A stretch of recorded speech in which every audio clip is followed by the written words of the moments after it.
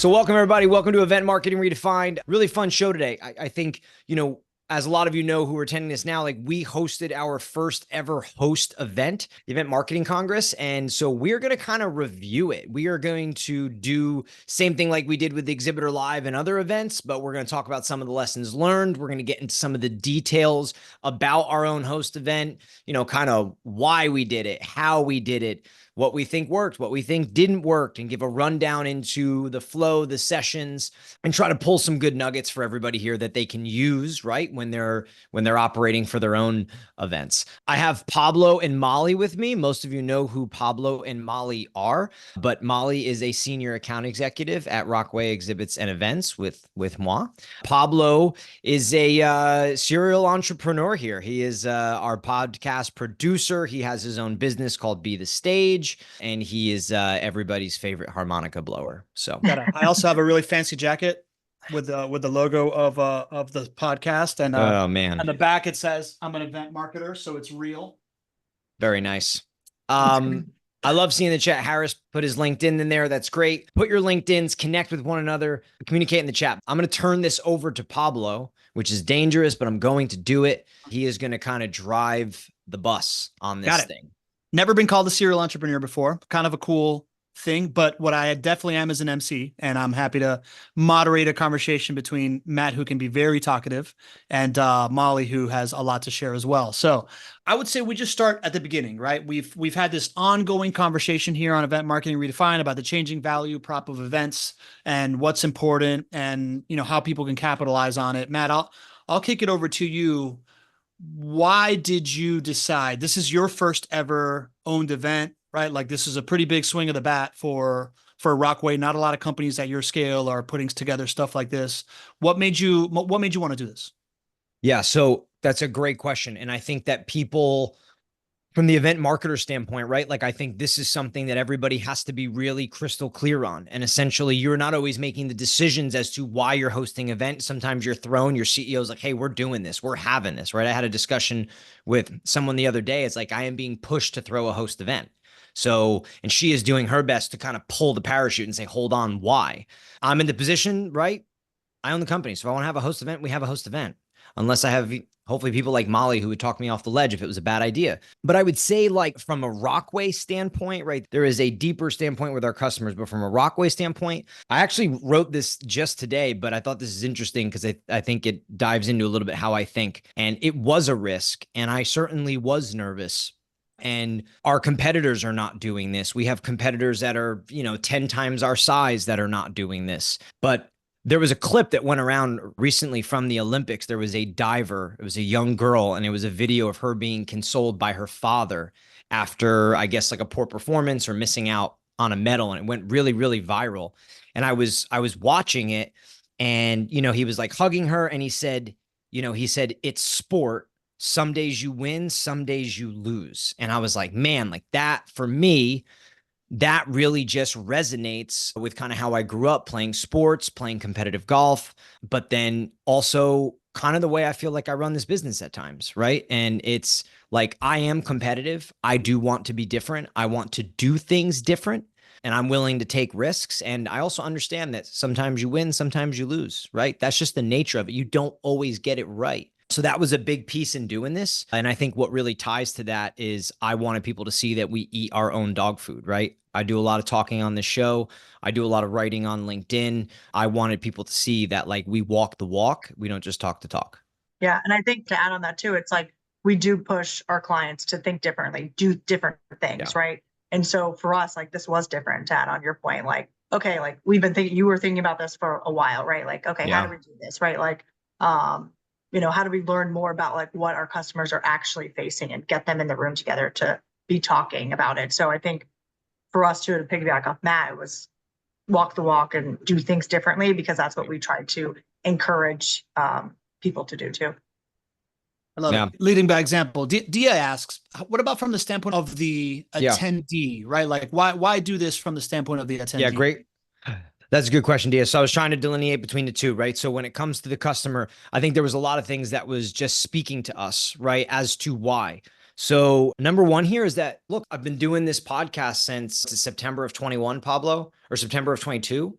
So I've been listening to the customer. I've been engaged. I've been talking to them. I've been, and the senior level, director level, head of global events, they were missing this. They were missing an event like this. They wanted peer-to-peer knowledge share. They were craving to be in a room with one another, not a sponsor pitch. And they wanted knowledge share, and they wanted think tanking, and they wanted to hear what others were doing. Was it working? Was it not? Right. So I think that was definitely one of them that led the kind of charge on this. There's a lot of events around events. I've been to a lot of them. I won't talk poorly of them, but I just don't think that any of them did what our event did specifically. Right. So I wanted to be able to create that. I think for us, again, eating your own dog food, we talk to our customers about you are going to events to meaningfully engage with your customer and to build relationships. So we wanted to be able to meaningfully engage and build relationships, right? And then the last ties to what I kind of started with, which is like, I think probably just to a fault, like I want to be different. I want Rockway to be different. I want us to share our point of view. I think we think a little differently. I think we do things a little differently. It's not necessarily to say that it's better. I think there's a lot of great companies do a lot of great work in our industry, but I wanted to be different. And I felt like this would be a differentiating factor for us and a way for people, our audience, our potential customers, our current customers to leave that event and to one degree really be like, wow, we know who they are. We know what they're all about. And that was important to us. Mollie, you got anything about that from like the standpoint of the event marketers that you work with every day? What you thought is the value of having this thing? I mean, I think just getting people together, getting really, smart people, like-minded people in the room together to talk. And I think to Matt's point, it was a risk, right? Some people, they don't know what other people are going through. They don't know if they're gonna, or were people gonna share? Where was like, how were the sessions gonna be? But I think trying to get everyone together and being like, you're gonna be with like high-level thinkers like yourself, right? Like get together with colleagues. It's different. It's a smaller event, right? Than maybe normally big ones. It's not a pitch session at all, right? There's nothing with it. Just get people together in the room to talk about, what you guys are going through. So I think from the side of the attendees, that's, I think was intriguing. And Pablo, one thing I want to add onto this that I think I just kind of glazed over, but I think it's such an important thing that you have to know what your customer wants, right? Like if there's one thing that we nailed about this event and that we are 100% certain of is that we knew exactly what our customer wanted. And then we did our very best to deliver it. Do I think we did as good as we could have done? No. But do I think we did a very good job? And did we deliver them something that others are not giving them and that they're not getting? Yes, for sure. And I think that's just a lesson in events and marketing and business for everybody, that you have to understand that and have that sort of intimacy with your customer to understand what is it that they want, because they don't just want to buy, I say this all the time, they don't just want to buy your shit, right? Like there's things that they are seeking and wanting. So I think we did a good job of that.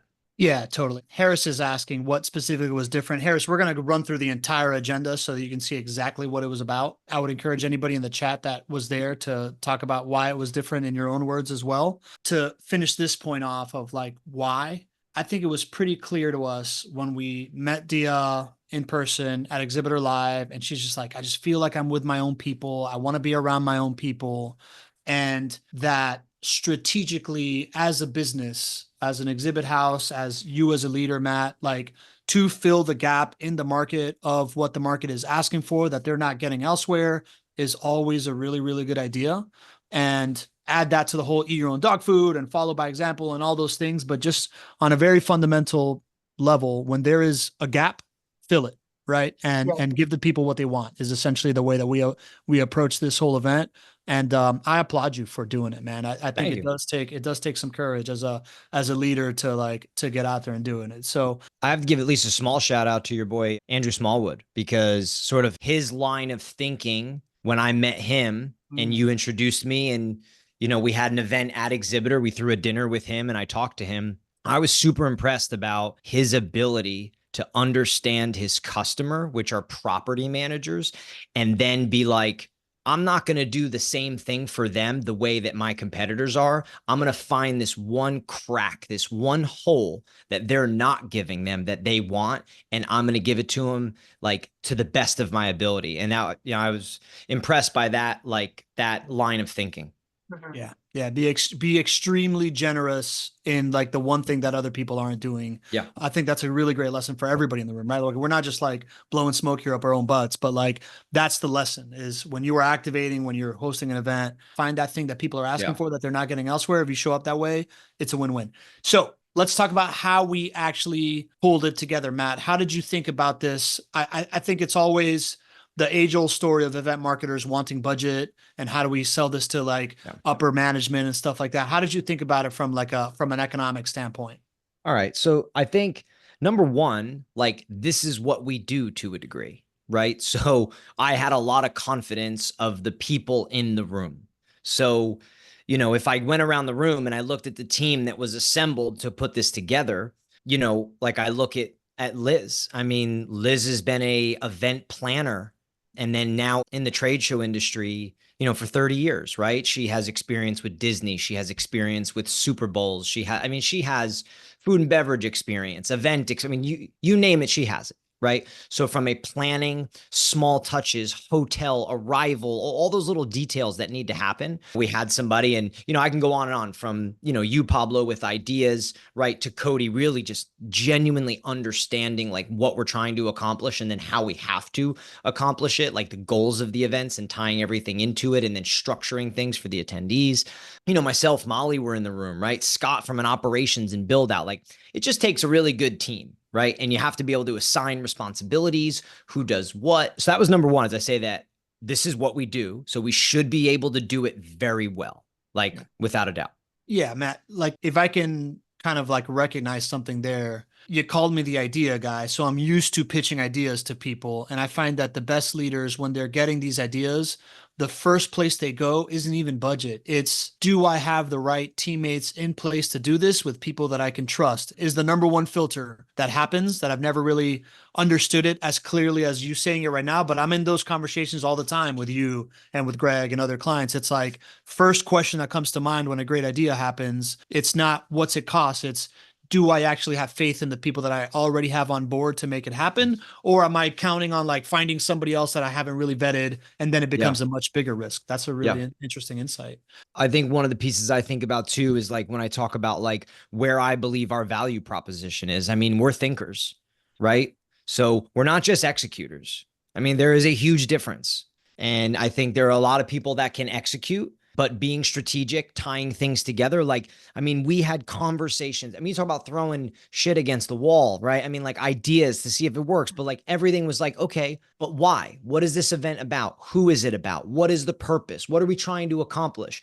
And then we were constantly tying everything from giveaways to dinners to transportation to entryway to just everything. It wasn't just like, oh, these are cool ideas. And right. It was tied into the why, the customer, the goals, like everything that we were doing. I think that's really important lesson for people when you're building out events is have that foundational board and work from it and proof test your ideas all the time. Yeah. And we definitely got in the room multiple times. Like we were like, okay, we want to host this event. And a lot of things that people were saying was like that the podcast has created them a community, right? And I think that helped us be like, okay, maybe we should do this event, right? Yeah. Like people were saying they're getting together at conferences together that they met on the podcast just because they connected on LinkedIn and then they're meeting offsite. So then we're like, okay, how do we put this together that, okay, we want to host this event. So what are we going to do, right? What's the goals on, both sides? What do we want them to like feel and leave with? And then everything tied back to like all of the planning tied back to that initial conversation. So I think if you're trying to host your own event, you need to have those initial conversations about, okay, why, goals, audience, and everything, like you said, Matt, ties back to that. If you don't start with that, you're just going to have a ton of ideas and nothing's going to really make sense. But I would say like much of what we did can be tied to larger events too. I understand larger events can be more complex, right? And in nature, they're different. But I think there's a lot of things that we did that could apply.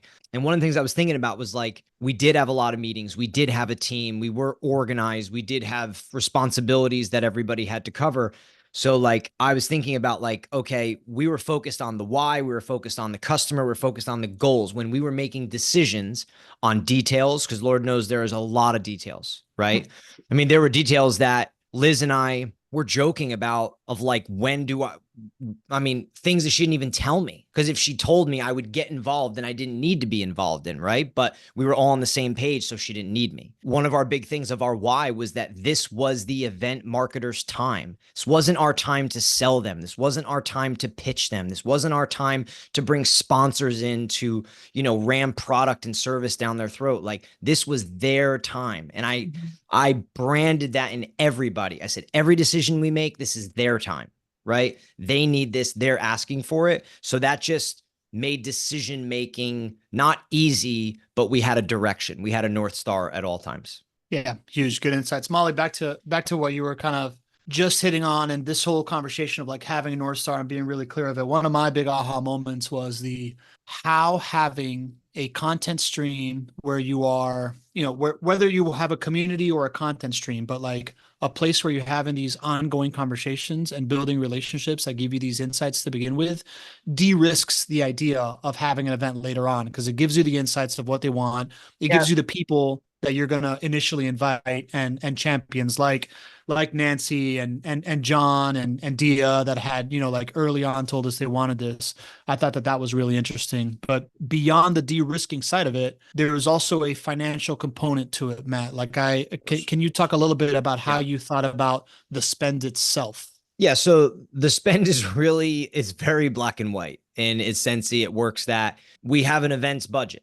We have a budget. We attend events. Sometimes we exhibit. Sometimes we don't. Sometimes we sponsor. Sometimes we don't. Sometimes we throw dinners. Sometimes, right? We have a different strategy and different approach to different events. And we were just talking this, when we started to begin this, and I said, well, there's a chunk of our budget that I would rather throw at this, that I think this would be more fruitful for us and beneficial for us than these other things that we are throwing money at, right? So it is literally just the age old, like, who was I having the conversation with? God, a lot of people say good stuff and I try to like remember, but it was this idea of like investment over budget, right? Mm-hmm. Where we spend so much time budgeting, we forget about investing, right? And they're kind of two in one.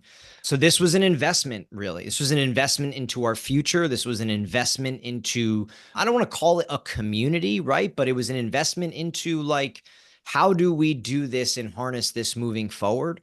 And it was pulling from things that we didn't feel like were working all that well, that we didn't have, that we didn't have the ROI that we wanted from a business objective standpoint. So we were like, okay, let's pull funds from there.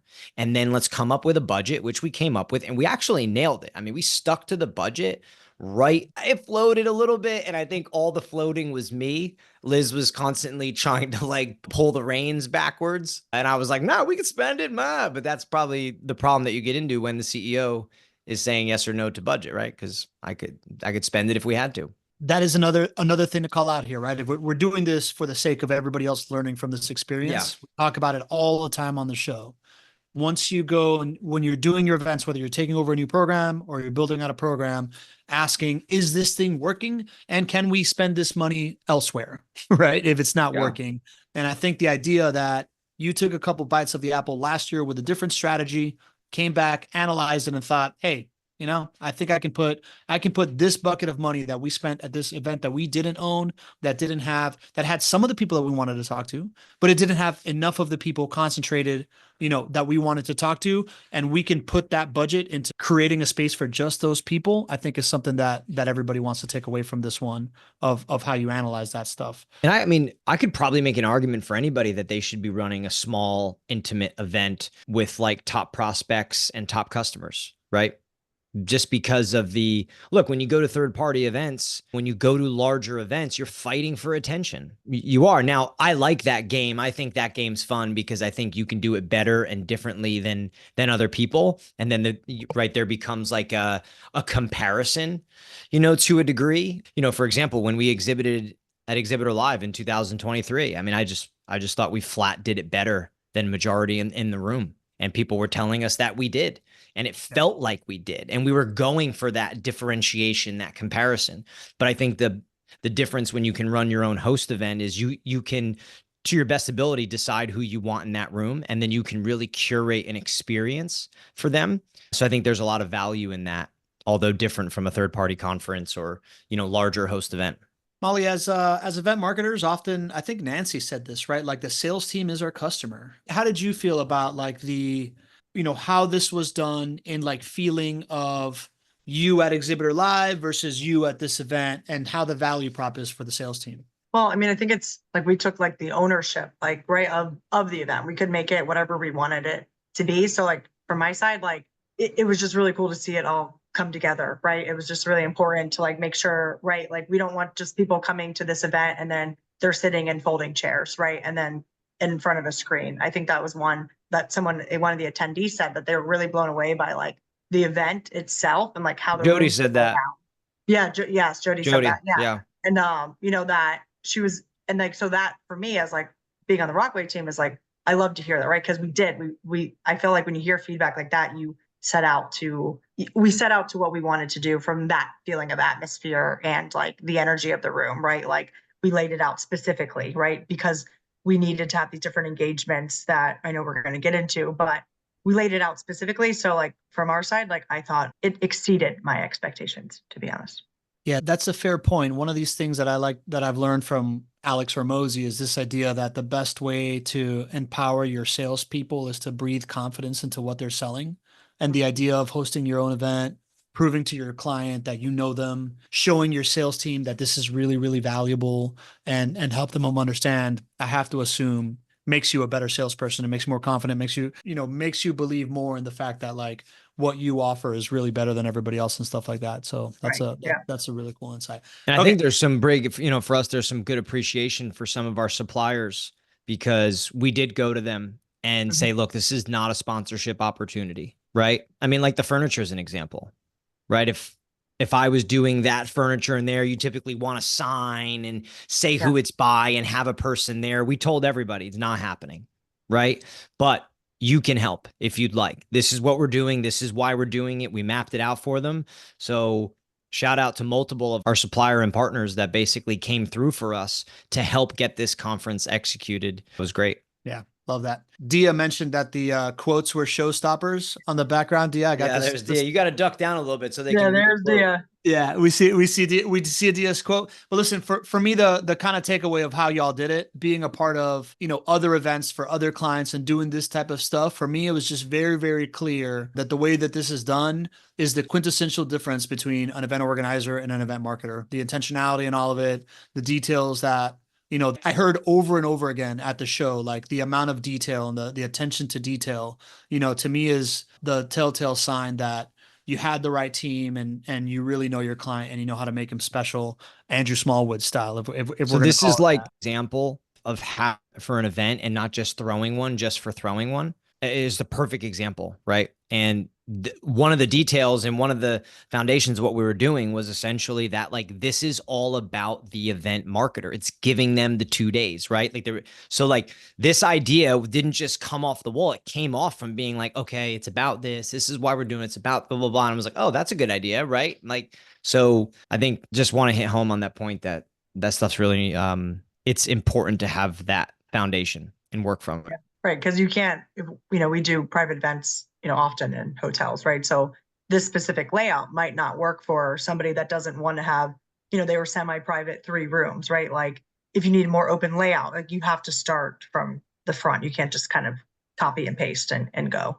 Feeling really good about the takeaways so far, and we haven't even gotten into the agenda, which is really, really cool because I think the actual programming was really awesome. So I'm going to just break down the agenda, right? Like what we did, and then we're going to go one by one of kind of like what was interesting about that, the feedback that we kind of resolved. Feel free to chime in again if you were there or anything like that. But it started with a really intimate dinner the first night when everybody got there, started with an intimate dinner. Then next morning, there was a brief intro by Matt. After that, we made the deliberate decision to not go with a keynote. Instead, we went with a very different style of icebreaker exercise, which was we presented a business case that everybody could work on together, go off into one of these separate rooms for an hour, come back and like pitch us what they would have done at an event with it. After that, we went into these sessions of what's working, what's not working, just very intimate in these little breakout areas. Everybody just kind of like sharing insights while the rest of the team, part of the team like Mollie and Matt moderated. Others like me went around writing down insights, which we'll play in a little bit later. Then we brought in Matt and Mai's business coach, Jerry McNamara, to give a presentation on getting ahead in your career, right? Like leadership, something that we knew people were asking for. After that, I'm not including like lunch during the event, right? Like lunch was pretty standard in the hotel room, in the hotel area. After that, we went into this hot topic discussion. We took the what's working, what's not working. We started throwing stuff up on the whiteboard. The key thing is we had broken people up into like groups of 8. Now everyone's back together in a room. We're just kind of jamming through the topics of what's working, what's not working. We talked about softwares. We talked about these kind of like different things that was on everybody's mind. Then we gave everybody about like an hour and a half of time to themselves, of which Matt chose that time to go drinking in the hotel bar and buy people drinks because that's what he does at events. Hey, So a couple of us did too. A lot of people showed up. Yeah. Yeah, For it's sure. like I was the only one in there. Yeah, I know, I mean, that's unbelievable. So, was there anyways, too. but yeah, I was there too for sure. I'm a social animal, but right, like give people time to like do whatever they want to do. Some people chose to socialize. Some people chose to recharge the social battery. Yeah. After that, we went out for a dinner where it was first a mixology class, and then we switched tables and went and had dinner inside the same place. The very next day, we had this big vision of rolling out a huge whiteboard and running an event ROI exercise. We brainstormed how to create a methodology that we can all adhere to that will allow us to know whether we're winning or not winning when doing events. We'll talk a little bit more about that in a second. Then the number one topic that we had heard from everybody was AI. So we brought Matt's old college golf teammate, Doug, who is a brilliant dude with AI, did a really practical presentation about it. He really is awesome with it. Yeah. Dude. Yeah. I mean, he's so good. I've been working with him for 3 weeks. I hired him after the event. Anyways, Doug Foley. He's really good. After that, we had the final recap of just like, hey, what could we have done better? Feedback. What else did we not talk about? How do we move forward making this thing a community, right? So that was it, right? That was the agenda. Let's go back to that opening dinner. I thought that ended up being pretty special, and it wasn't just because of the harmonica. What'd you guys think about that, Matt or Mollie? What'd you think was unique about the opening dinner? So I think the opening night dinner was a big hit. So first of all, it was Sunday night, which I think is a little bit unusual. But so Sunday night, the idea was like, it's Sunday night. We have you away from your families to come to this event for a couple of days, right? And it was Sunday night dinner family style, right? A lot of people eat dinner together on Sunday night. Honestly, I think it was perfect, right? It was intimate. It was welcoming. It was personalized. It was at a, like, I don't want to say hole in the wall, but not like restaurant, like some big, like it's a small Italian family owned restaurant. Like it is the real deal. We bought out the restaurant, right? It was only us in there. Raul like ran the show for us and was greeting everybody and talking to everybody and describing the wines and the beers. And it just was a really great opening experience to get everybody comfortable together and just have it was a very relaxing, easy evening. And I think it just was a perfect fit for everything that we were trying to accomplish just in that night. I mean, I've been there, right? I'm a local to Orlando where the event was, and I've been there, like, there's a saxophone person playing in there, just kind of really made it kind of take it down. So people like the nerves, right? That it's not going to be this like, people didn't know what the event was going to be, right? It hasn't been happening before, right? And so Pablo, if you can move your head a little bit over, like you can see like how small and intimate the place is, right? Ton of food, apps coming out, right? Like everybody was able to like, take the bus over. Right. Yeah. That was one good thing too, that we kind of like try to keep everybody together and not, people got lost because everyone I felt like then stayed together. They had a path. They knew like didn't, wander. So everyone came over, right? It was just a really nice dinner. Raul, the guy that is like the host there, he's very welcoming. I mean, they're straight from Italy. So, you can imagine that. So I thought it was great. I feel like we're all event professionals. We've all been to Orlando. There's plenty of Buca de Beppo's and and antiseptic, enormous sized franchise restaurants with event rooms. The fact that y'all chose a small footprint restaurant. I thought made it really, really intimate. Yeah. Shout out to Sandy, who in the chat said that we had some innovative icebreakers, right? I was Like about to say that too, but yeah, yeah, you say that because I thought that was a great idea. it's my baby. We prepped everybody with this idea that we're not going to just walk around the room and say, I'm this person and blah, blah, blah, blah, blah. And it was, to Matt's credit, he said, let's break this thing up, right? So we just thought of everybody introduce yourself. How do we keep it under 2 minutes? We told everybody to say their name, who they work for, one thing that they're hoping to get out of this event, and what the title of their future TED Talk would be. So we prepped everybody with that ahead of time. We had emailed that to everybody. We also had the harmonica, which instead of trying to like get everybody's attention and clinking plates, I would just bust out this harmonica. I'd play the harmonica until everybody shuts up. And then we do it. And we broke it up into like 3 different segments of like 8 people going. I think it allowed for like a unique way of getting to know everybody. And then, yeah, the harmonica was a hit. It was a joke amongst the entire 2 days, but it was absolutely a hit. It absolutely grabbed people's attention. And I would say one of the things we did just like strategically for event people is like, you want to get people to stand up, ice break, but you don't want it to be like, oh my God, we're going to be here for an hour doing this. We broke it up into 3 different segments throughout the night, and about 6, 7 people went at a time. I think it went perfectly. Yeah, agreed. And thank you for acknowledging that the harmonicas will hit. Everybody, it's the first time that Matt gives the harmonica any credit. So I'm really, really fulfilled by that. Shows intention too, right? That was a combination of... Took a lot for me to say that. Yeah, I believe it. That was a combination of 2 things, right? I have read The Art of Gathering by Priya Parker, and that gave us the idea for these icebreaker type intros. And then I read this other book called The 2-Hour Cocktail Party, which gave me the idea for the harmonica. A lot of intention behind it. Let's move on to Matt. I thought your intro, I think we can just kind of sum it up as like, I thought it was really genuine. Like you didn't get up there and pitch anything. It's kind of like an ongoing theme of like, this wasn't a pitch fest. You just went in there, you're like, I'm nervous. I hope this works. Let's get on with it. And you didn't take up, well, you did tell me that hold on a second. I got good ears, brother. You told me that my close was way better than my intro. So you kind of poo-pooed my intro. That's what I took from that. I meant that as a public speaker, like you said a lot of ums and ahs, but it was genuine. It was exactly what you had to do while the close was really good. Anyways, let's move on to the opening exercise. Matt, why don't you talk about the opening exercise? Opening exercise was awesome. And I would say one of the funny things about this opening exercise is we really juggled about what to do first.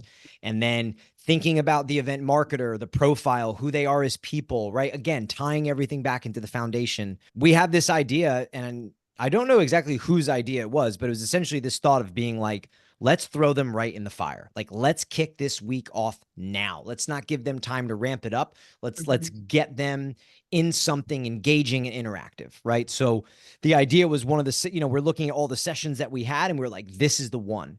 And it was a 90-minute session. We basically laid out a scenario. That scenario had to do with like, your CEO and CMO come to you and they want to launch a new product and you got to do, okay, blah, blah, blah. And what we did was we just randomly teamed up 6 to 8 people, and then we threw them in rooms together for about 60 to 70 minutes, and they had to strategize, ideate, and come up with a way to then come back to the room and present and pitch their strategy to the CEO and CMO. Now, I can tell you, we went this route because we were like, no, let's do it. Let's push them over the ledge, right? And when I was up there giving my intro and I rolled straight into, we're doing this now, there was about a 20-second spot there where I was looking at people's faces and I was like, we may have messed this up. I don't think everybody's ready for this. Like, genuinely was like, oh shit. But I think that's just natural. But once people got in there, I was floating in and out of the rooms. We had moderators in the room to keep things moving and whiteboarding and all of that. And it went incredibly well. There's some great ideas came out of the pitches, and I think it just threw people right into getting to know one another and collaborating with one another. Mm-hmm.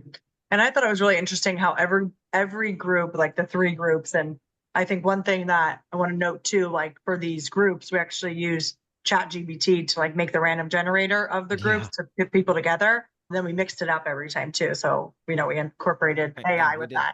But every I was in the one room, but when everybody came up and pitched, like everyone had a different take kind of like on how they presented, how they took like the exercise and initially, and then how their thought process. So I thought that was really cool because it was so open-ended that all 3 groups came together differently to pitch. Like, I think my group, we actually did like a booth design on the floor plan and we like drew it out. Right. And then like, so like different, you know, every group had a different take on it, and how they pitched it was different. So to the rest of the people. And I think overall, just on this one, a lot of them drive this narrative. But again, we were wanting to get, I mean, event marketers are looking for peer-to-peer. They are looking for knowledge share. They are looking to collaborate and hear from one another, whether for affirmation, whether for problem solving, for a lot of different reasons.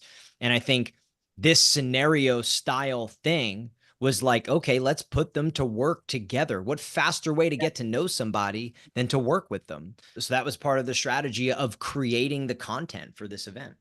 Mm-hmm. Yeah, 100%. As the guy that is always thinking about how I can make friends with people and make people friends with each other, to me, what's special about this experience is when you start an event and you start with like 2 presentations and then all of a sudden you break for 15 minutes of networking, you're just not in it, right? Like you're just kind of starting from zero. You don't have energy, while the opportunity to immediately collaborate, to immediately start to recognize the value that other people bring and be allowed to bring your own value into the equation, to me, I think is what made this really, really special. And my big takeaway was, hey, you are all purebred event marketers of like a high level. And yet it still felt like everybody had similar kind of like started talking about ideas and all this stuff. And then like every room kind of like stopped for a second and goes, whoa, wait a minute. What are our goals? Right? Like it's so natural to go down the creativity route before going down the strategic route. To me, I thought that was really telling. And I thought that was really interesting. It's a great point. Yeah. So right after that, we went into what's working, what's not working. Again, I have the picture behind me. We broke people up into these like smaller rooms. This is what kind of like that prep for the presentation looked like. Those things happen. Mollie, you were moderating in those rooms. What was kind of your experience of like moderating those conversations? Really cool to see everybody, like you could see everybody's like thought process is right. And like no one worked at the same company that was there too. Right. So they were not used to like the different styles, right? When you work with people, you know how to communicate with them. Right. So you could kind of see people being like, okay, how far do I go? How far, what's the conversation like? Right. And I just thought it was really cool about everyone's, different personalities, different thoughts. Right. I mean, these are all high level event people in this room, right? People are, want what they want, right, for their company. So for everyone to kind of come together and really kind of come up with the plans, and like people like bouncing ideas off of each other. Right. And people being like, well, no, that might not work because of X, Y, and Z, or that's going to really work because of X, Y, and Z. I thought that was really cool. Just like the knowledge sharing, right? Kind of back to what we're saying, but just to kind of see people kind of get out of their comfort zone, if you would say. I feel like that's kind of like observation from what I would say, but to work really well together too, and to adapt in the environment. Pablo, I think on the what's working and what's not working, like I want to make sure that we're trying to lay out to people like the strategy behind why we created event, right? Because people are going to be creating content series and, are running their own events. And I think, so this one was separate in the sense that like, I think one of the most important things when you go to events and you are there with peer-to-peer and you're wanting to be is this sense of belonging. Well, what makes people feel more belonging with others than sharing the same problems? Mm-hmm. Really almost nothing. Right? Like, especially professionally, when someone's like, I have this issue. And you're like, oh, me too. Or I've had it. Like you bond. It's a bonding thing. Yeah. So I think what's working, what's not working was all about getting people to have a sense of belonging and bonding with one another and seeing that we are all the same and dealing with the same things. But then also on the what's working side, more of like a positive conversation, spinning it into what have you done well and can you teach the room? Right? Like, I forget which one I was doing moderating, but there was one on the what's working side that somebody, and I forget who did it, man, I wish I remembered, but I just felt like they crushed it. And I was like, man, this session worked. Like they taught that room that specific thing that has been working well for them. Yeah. And I was like, okay, cool. Like this has hit. So I think when you're creating content for events, it's knowing your audience, right? Who they are, what they're seeking. Are they extroverts? Are they introverts? Are they a mix? Are they male? Are they female? Are they younger, older, blah, blah, blah, right? It's all goes into it. But you have to know what you want out of that event. Can't just be like, oh, let's throw people in a room and say, oh, we're going to have an open conversation. I mean, no, you have to structure it. That makes sense. Jesse's got a really good question here, right? We're talking about these like intimate kind of like workshop-y things. And he's asking, do you think you could still do these workshops when your event grows and has a larger audience, or would you cap the amount of attendees to be able to continue doing workshops and keep it interactive? Great question, Jesse. So I would say at this point in time, I think we are fairly certain that we can increase the size of this event, but not by much, right? So like we wouldn't go from 24 people to 50 people next year. We just wouldn't do it, right? There's no point to it. We think we could scale it upward and figure it out so that we can keep the experience the same. And for example, with these, there are some sessions that we will probably keep next year, just spin them differently, right? Just adjust them. I have a lot of thoughts on our sessions and how to do them differently. But as the group gets bigger, what I realized this year was, yeah, we had 3 rooms. We were able to separate people. We were able to create environments for them. I think an important thing is moderators. Is having people in the room to help guide those discussions. So if you have 50 people, let's just say 50 people, you could still break out into rooms of 7. You just need more rooms. You just need more moderators, right? So I think you could keep that intimacy there, especially in those sessions. And I think you have to do a really good job of making sure that you rotate so that you have different people in different rooms in different sessions rather than in the same room with the same people. Jesse, I would say 2 things. One is I know this guy, John Berghoff. This is kind of like what inspired doing some of this stuff. He, even in giant rooms of like 600 people, he'll just get people to turn around and turn into like cliques of 5 and, do some like makeshift 10, 15-minute thing. Still better, still engaging, still allows you to like work with people. I've seen Podfest, which is a huge conference, just create a giant like ballroom of tables to like moderate things like this at like the table level. You don't even need rooms, right? Like you can just have tables of 8, tables of 12.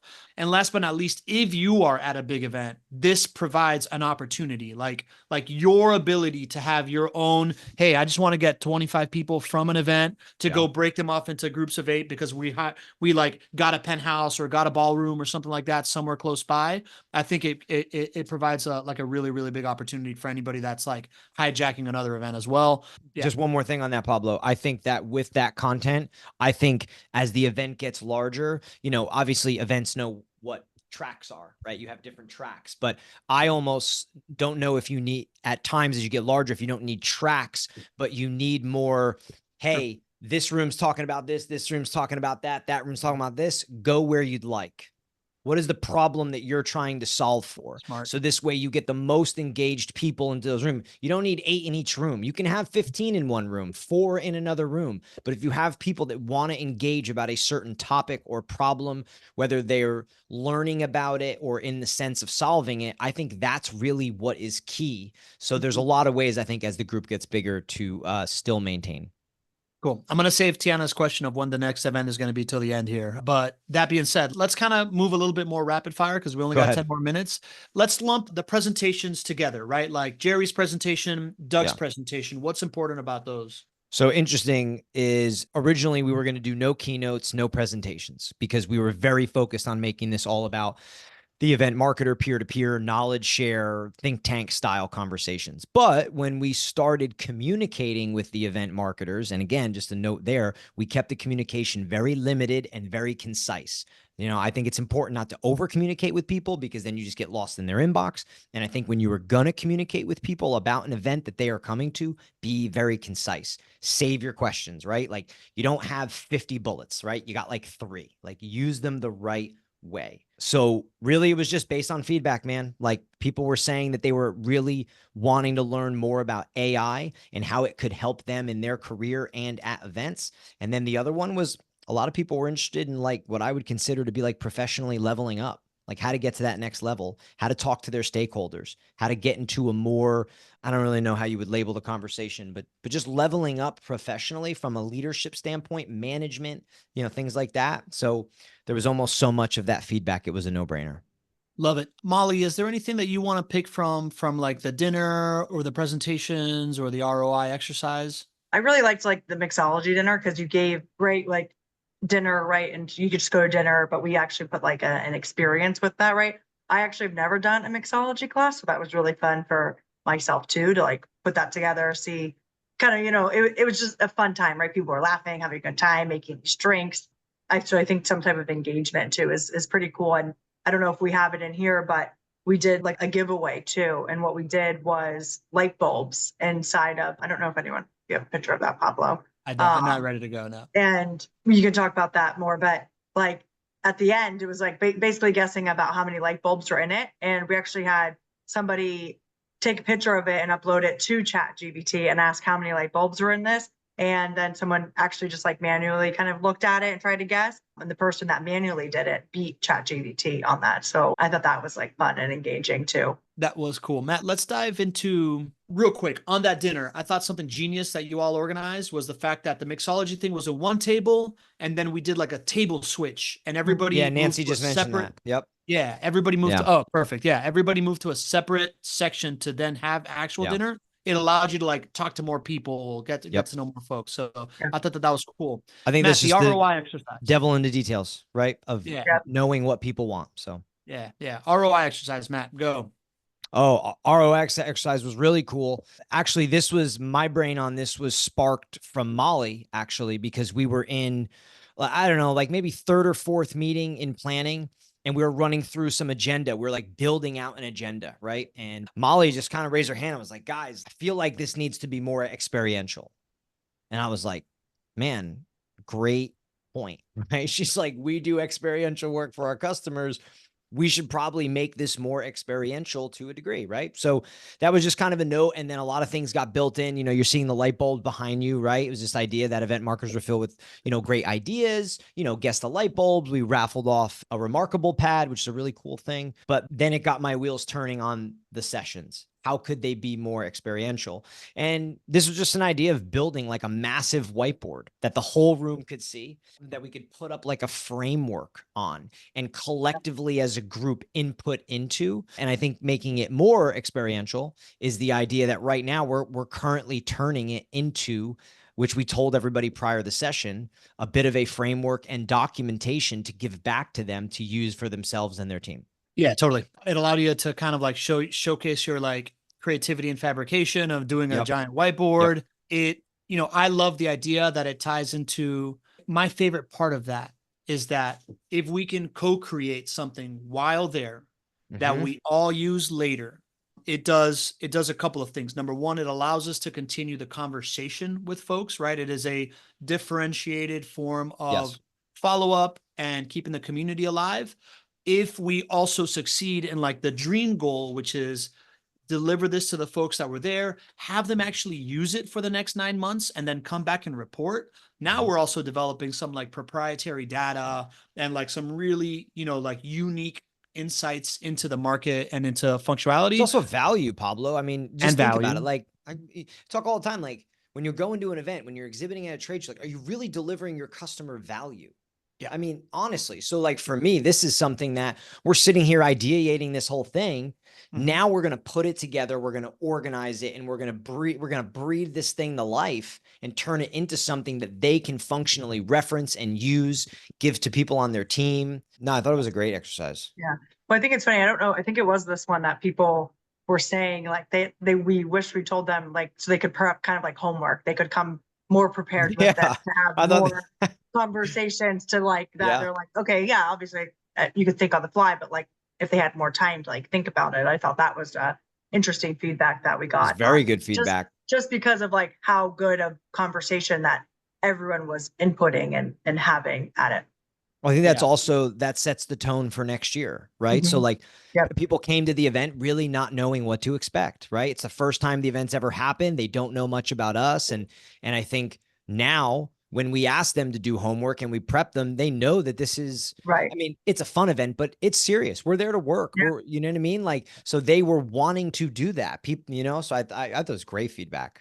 Yeah. So multiple people say it. Synthesis is you can create an activity where you create an experience, co-create something. It becomes the thing that people are looking forward to follow up with afterwards. It can even become IP and methodologies and stuff that you can use for your own company. And in my dream world, I'm just going to shoot this shot out there. If we get this thing right, it also ends up turning into some kind of software program, some kind of product that, you know, like Rockway can evolve and like, you know, change the company, right? Like think about it internally. If your internal stakeholders is your decision makers, it's like, how can we use events to, you know, really inform product is even a whole nother level of like where you can be on the decision-making conversation. Last but not least, I would say, let's talk about just one final key insight on this, right? We ended the event with just an overall conversation of what the takeaways were and moderated that. We got a great bunch of insights, allowed people to know that we want to make this yours, make this an ongoing community thing. But as far as like a final takeaway, Matt, I'll let you go last. Mollie, why don't you go first of Definitely. just like, what is Yeah. your number one thing? So I think what everybody in the room, it was interesting to see everyone was, different companies, right? Different industries, but a lot of everyone is facing like the same problems and like the same successes, right? So I think getting everybody together, I think it was a really great like refresh and like reminder for people to be like, okay, I'm not the only ones going through this, or I can confide in somebody else and they're going to help me get through something or think differently about one area where they might not get that in their everyday day to day with like their leaders or their peers, because you're just kind of, you're going through the motions. I think it was a really good refresh when I see, the feedback from people. I mean, we had live feedback right at the very end there with everybody. So, for me, it really felt like it was really valuable for people to come because it made them, I think, like feel good about themselves and like where they are, and like just they were able to chat with a lot of different people and understand like, it's events and that they're not alone out there. Yeah, I think you're echoing something we talk about a lot. The value of events is not the content that you're putting on stage, is the people in the room. Yep. And like when you actually do it, it took a little bit of courage, but it really pinged, it really showed. For me, my number one takeaway, I kind of talked about this earlier. At no point, I knew that we were starting this podcast and this like live thing to like create community. I never realized how much tying your content marketing kind of like flywheel as a way to like open conversations is a way to de-risk your ability to host events. We had only really done it at like borrowed events, but the fact that we've been in like, we've been doing this for 2 years, it really allowed us to like identify who the best people for that room could be, have buy-in from like 5 or 6 before we even sent out invitations to the public. Really is a giant de-risk. And spoiler alert, we used the fact that we had already had RSVPs from the likes of Sandy and Dia to then tell other people, hey, these people are going to be in the room. So it attracts others, right? Like this idea of finding your core group of folks that are in on this through a content play that then leads to hosting your own event, to me was a major, major aha. Matt, what was yours? I think one of the aha that's interesting is like, look, of course, we didn't just throw an event just to throw an event, right? I mean, we, like a lot of others, are looking for pipeline. We're looking for clients, right? But I think you have to reverse engineer and think about how you do that nowadays. And I think you have to give to get. Right. And I think people need to understand that with their client. People thought they want to build a relationship. Oh, they want to network. Oh, right. Like, but you have to actually give to get. And I think, one of the things that was interesting to me is that as like, especially day 2 rolled around and even the second night, people were coming to me and being like, tell me about Rockway. Mm-hmm. Right. Because I wasn't running around like, oh, you got to work with us. We're amazing. Oh, this is what we do. Oh, you should see our work. Like, no, like, but people were asking, who are you? Right? What are you guys about? What kind of work have you done? What kind, they wanted to know about us. They wanted to know about the business. So I think my overall thought is like, know what your customers want, give it to them, right? And give it to them the best way you can with the best possible experience you can.